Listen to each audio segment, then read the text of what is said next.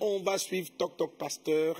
Je vais répondre à des questions que vous vous posez dans le cadre du mariage, dans le cadre de la famille. Soyez bénis et puis je vous reprends tout de suite en répondant à la question du Toc Toc. Amen. Amen. Toc Toc Pasteur. Bonjour pasteur, j'ai une préoccupation. Je suis convertie, née de nouveau depuis 2010 et depuis ma conversion, ma vie amoureuse est devenue très étrange. En effet, aucun frère ne s'approche de moi, ne me fait la cour, si ce n'est des frères d'autres dénominations religieuses ou des personnes qui ne croient tout simplement pas en Dieu. Je suis bien obligée de les repousser à cause de ma foi. Et aujourd'hui, je suis en Afrique du Sud, je sers même dans mon église locale depuis 4 ans et aucun frère, vraiment aucun frère ne s'approche de moi. Je suis perdue parce que je veux me marier, je veux vraiment me marier. Que dois-je faire?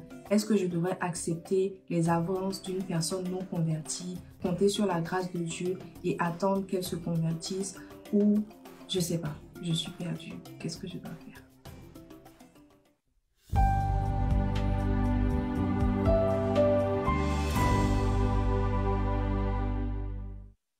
Alors, ma fille, déjà, je vais te dire d'office, la Bible dit de se marier dans le Seigneur. Amen. De se marier dans le Seigneur.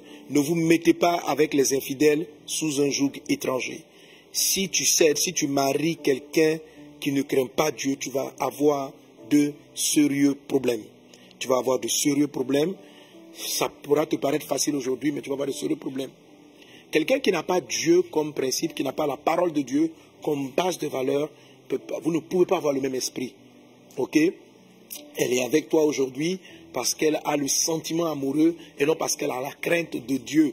Et non parce qu'elle a la crainte de Dieu. Alors ce type de personne, tu vas voir que ça peut aller dès le début, mais à un moment donné, dans vos décisions d'ordre spirituel, ou si éventuellement ses sentiments changent, parce que ses sentiments peuvent facilement changer, elle va te créer de sérieux problèmes. Donc, et c'est très très très difficile lorsqu'on s'est marié avec quelqu'un sans l'amener au Seigneur avant, de pouvoir l'amener au Seigneur dans le foyer. Ça se fait, mais c'est assez compliqué. Donc déjà, il faut suivre la parole de Dieu. Amen. Si Dieu dit que tu ne marieras pas une personne qui est sous un joug étranger, c'est-à-dire qu'il n'a pas encore donné sa vie au Seigneur Jésus, il faut t'en tenir à la parole de Dieu. Amen. Et il faut croire que le Seigneur est capable de te donner quelqu'un dans sa maison. Amen. Ça, c'est déjà cela. Maintenant, on va aller un peu plus, comme on est dans une école prophétique, je vais un peu approfondir ma réponse, ok? Alors, que faut-il faire dans ce cas? Que faut-il faire dans ce cas? Je ne vois pas de frères autour de moi. Et le message que je vais donner, la formation qu'on va donner tout à l'heure, t'apportera une aide. Tu vas voir que l'amour en largeur, ce que j'appelle la largeur de l'amour, est ce qui permet aux promesses de Dieu de se réaliser dans nos vies. Ok? L'amour en largeur, c'est, je vais l'expliquer, tu vas le comprendre. Si Abraham n'avait pas manifesté de l'attention pour ces inconnus qui étaient en train de passer devant chez lui, il n'aurait pas reçu la parole qui a déclenché l'arrivée de son enfant, qui était une promesse. Ok? C'est parce que Abraham a vu ces étrangers, il les a même pressés, il a même manifesté du bien, que l'un d'entre eux a déclaré l'année prochaine, à cette même période, ta femme aura un enfant. Pourtant, c'est une prophétie qui était là depuis longtemps, sauf qu'elle n'avait pas de date d'exécution. Mais par l'acte d'amour, d'attention que Abraham a manifesté vis-à-vis de ses inconnus, il a déclenché dans sa vie ce qui était attendu. La femme, la Sunamite, si elle ne recevait pas le prophète Élisée, en fait, elle ne savait pas que c'était un prophète. Un monsieur passait devant chez elle, elle l'a invité chez elle, elle l'invitait à manger régulièrement, et puis un jour elle dit à son mari, on est en 2 Rois chapitre 4, elle dit à son mari, ce monsieur qui passe là constamment, il me semble que c'est un prophète de Dieu. Et elle lui dit, construisons-lui une chambre haute de sorte qu'il ne s'arrête plus seulement pour manger, mais qu'il puisse passer la nuit se reposer. Et ils lui ont bâti une chambre haute.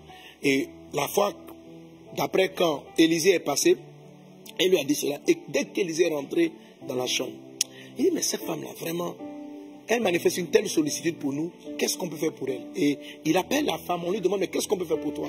Elle dit, elle est au milieu de son peuple. parce qu'il lui a demandé, mais je connais bien le roi, je connais des responsables du pays. Si tu as quelque chose, on peut t'aider. On peut te donner un coup de main. Elle dit, non, moi j'ai besoin de rien. J'ai besoin de rien, ça va, je suis bien. Et puis elle est sortie. Et c'est Géasi, le serviteur de l'homme de Dieu, qui lui a dit, mais j'ai remarqué que cette femme n'a pas d'enfant. Ok? Et là, maintenant, donc, il l'a fait rappeler et il lui dit. C'est-à-dire, vous voyez, la femme, elle a provoqué même un miracle. Elle n'était même pas prête. Elle ne cherchait même pas forcément à avoir un enfant. Mais elle a amené Dieu à venir lui donner l'enfant simplement parce qu'elle a aimé, elle a eu de l'attention, elle a eu de l'attention pour quelqu'un dont elle ignorait tout, du prophétique qu'il était. Ok? Et elle a déclenché l'arrivée de son enfant. Donc, elle a manifesté ce qu'on appelle l'amoulage. Alors, c'est très important en ce qui concerne la notion d'élargissement. Alors, qu'est-ce que je fais? S'il y a des gens qui tournent autour de toi, qui sont des païens, ils viennent pas, c'est pas une affaire de mariage. Il faut les évangéliser, parler du Seigneur, témoigne-leur de Jésus. Pendant que tu leur donnes ton eau à boire, quelle eau que tu as? C'est l'eau de la parole. Pendant que tu leur donnes l'eau à boire, tu les évangélises, tu vas toi-même activer la rencontre de ton bon conjoint. Je ne sais pas si tu comprends. Amen. Dieu amène, Dieu, pas Dieu, que ce soit Satan ou Dieu, peu importe. Il y a des gens qui arrivent vers toi régulièrement. Ils viennent pour te faire des avances, ils viennent parce qu'ils apprécient ta beauté.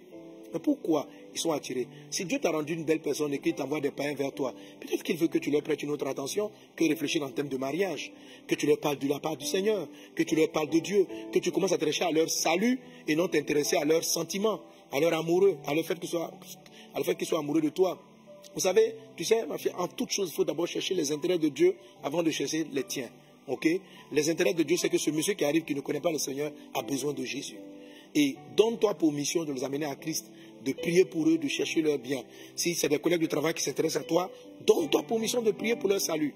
Prie pour leur salut, parle du Seigneur, aime ton prochain, parce que ce sont tes prochains. Ok, tu ne sais pas qui ils sont, mais prêche-leur la parole de Dieu.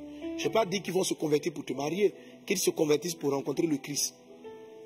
Que ce soit un ou l'autre, je t'assure, dans ce mouvement-là, tu es en train de préparer l'homme de ta vie. Parce que soit ça sera l'un d'entre eux, ou même un qui va te connecter avec quelqu'un. Je me souviens d'un témoignage que nous avait rendu le révérend Steve Mensa, si vous vous en souvenez. Il a parlé d'une sœur dans son église, vraiment, qui passait son temps à évangéliser. Et elle n'était pas du tout...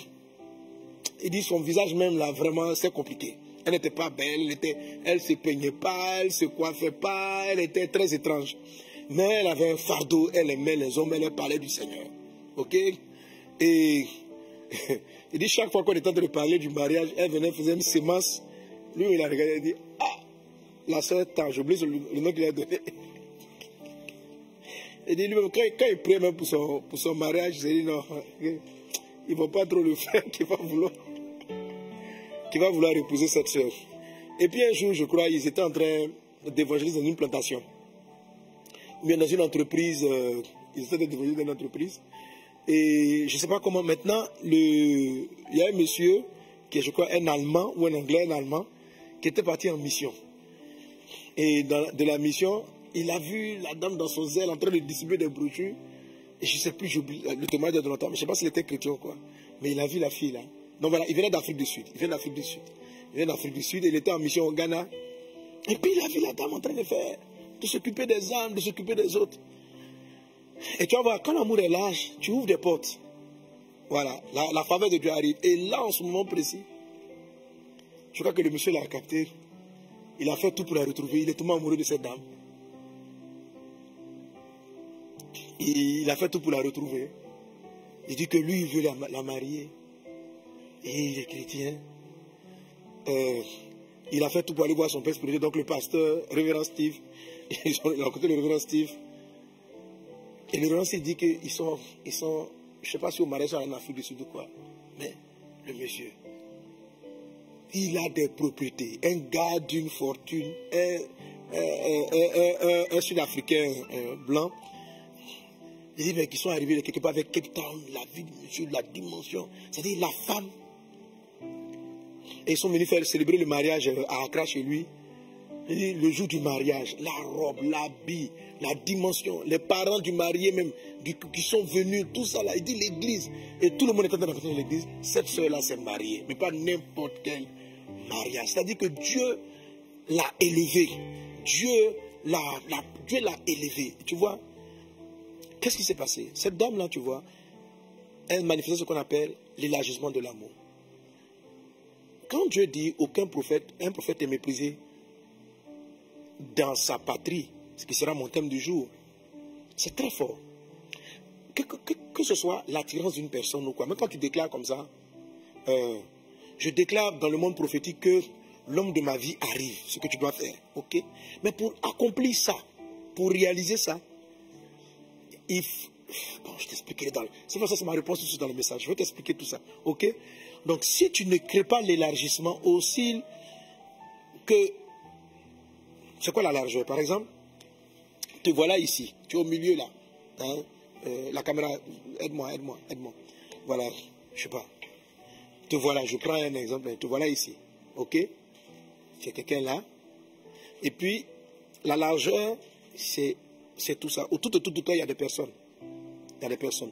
Plus tu aimes en largeur, plus tu élargis ta sphère d'intérêt pour les gens. Mais pas intérêt pour les mariés, intérêt pour qu'ils connaissent Dieu. Intérêt pour leur faire du bien. Ok? Là, j'ai des voisins avec moi, je vais les aimer, je vais prier pour eux, je vais leur faire du bien. Et je vais chercher à faire du bien à d'autres personnes de plus en plus loin. C'est ce qu'on appelle la largeur de l'amour. Ok? Élargir son amour.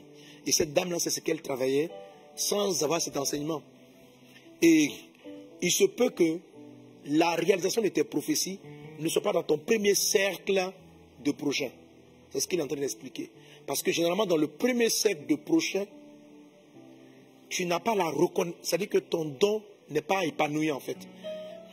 Ton don n'est pas épanoui. Mais il commence par là. C'est-à-dire que tu ne peux pas aller sur celui qui vient après le premier prochain sans passer par le premier prochain. Donc, quelquefois, quand Dieu envoie ton miracle, ça arrive chez le deuxième prochain. Mais si tu n'élargis pas ton amour pour aller saisir cela, tu ne touches pas. Dimanche, je donnais un exemple au frère en prêchant. Je dis ceci. Est-ce que, la plupart de vous me suivez, est-ce que vous avez déjà reçu une révélation sur un Azerbaïdjanais ou bien sur un Turkmène, même un Rima? Je sais que vous allez dire un Turkmène, hein? Je sais même c'est qui. Bon, ça existe, ok? Ça existe. Mais pourquoi tu ne reçois pas de révélation sur les Turkmènes? Est-ce que Dieu n'a pas de parole pour eux? N'es-tu pas prophète? N'as-tu pas un don de révélation?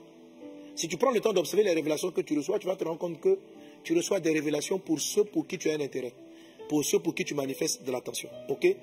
En dehors de ce cercle-là, tu n'as plus de révélation.